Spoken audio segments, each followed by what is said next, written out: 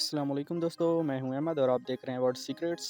آج کی اس ویڈیو میں ہم دنیا کے ٹاپ 5 ماؤنٹین کے بارے میں بات کریں گے جو اپنی اونچائی اور خوبصورتی کی وجہ سے پوری دنیا میں مشہور ہیں۔ لیٹس پلے۔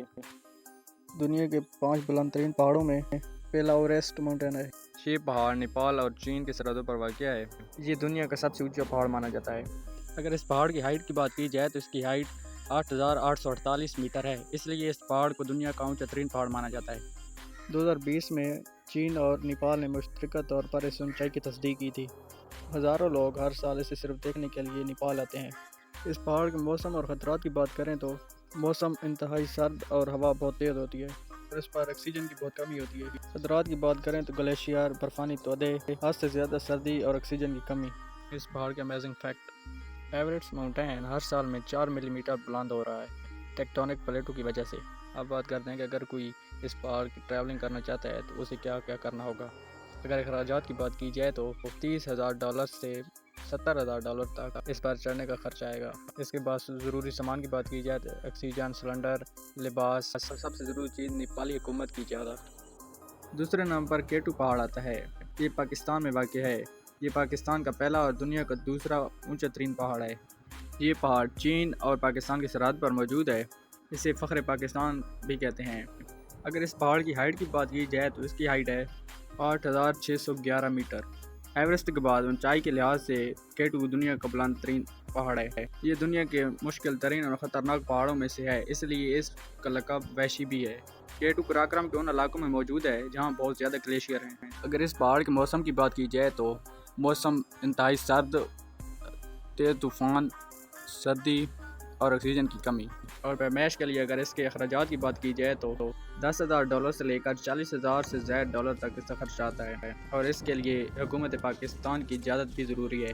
اگر اس کے امیزنگ فیکٹ کی بات کی جائے تو اس پہاڑ کو ایوریج جتنا سر نہیں کیا گیا کیونکہ یہ مشکل ترین پہاڑ ہے۔ موسم سرما میں چڑھائی کرنا تقریباً ناممکن سمجھا جاتا ہے۔ 2021 میں موسم سرما میں ایک کامیاب چڑھائی ہوئی جو نیپالی ٹیم نے کی۔ یہ ایک ایسا پہاڑ ہے جس میں کسی جگہ سے بھی چڑھائی کرنے کے لیے آسان راستہ نہیں ہے، لیکن یہ ٹیم موسم سرما میں کامیاب ہوئی۔ تیسرے نمبر پر مچو پچو پہاڑ آتا ہے جو اپنی ہائٹ کے لحاظ سے دنیا کا تیسرا بلند ترین پہاڑ ہے۔ یہ پہاڑ ساؤتھ امریکہ میں واقع ہے۔ یہ کوسکو شہر کے تقریباً 80 کلومیٹر دور ہے۔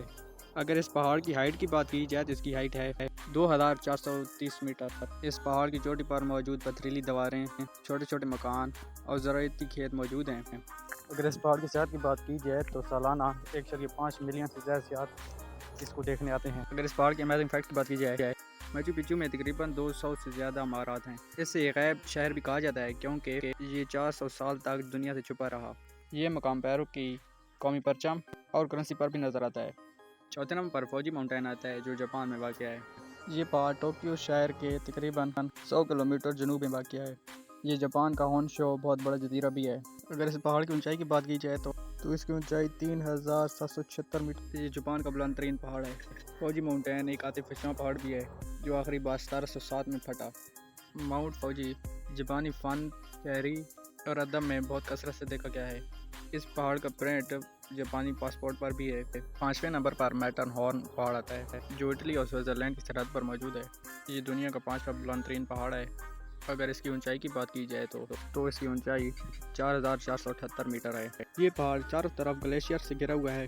اس پر چڑھنے کا بہترین وقت جولائی سے ستمبر تک ہوتا ہے۔ سردیوں میں صرف تجربہ کار ہی اس پر جانے کی کوشش کرتے ہیں۔ یہ خوبصورتی کے لحاظ سے دنیا بھر میں بہت مقبول پہاڑ ہے۔ سال بھر میں لاکھوں سیاح اس کا نظارہ کرنے آتے ہیں۔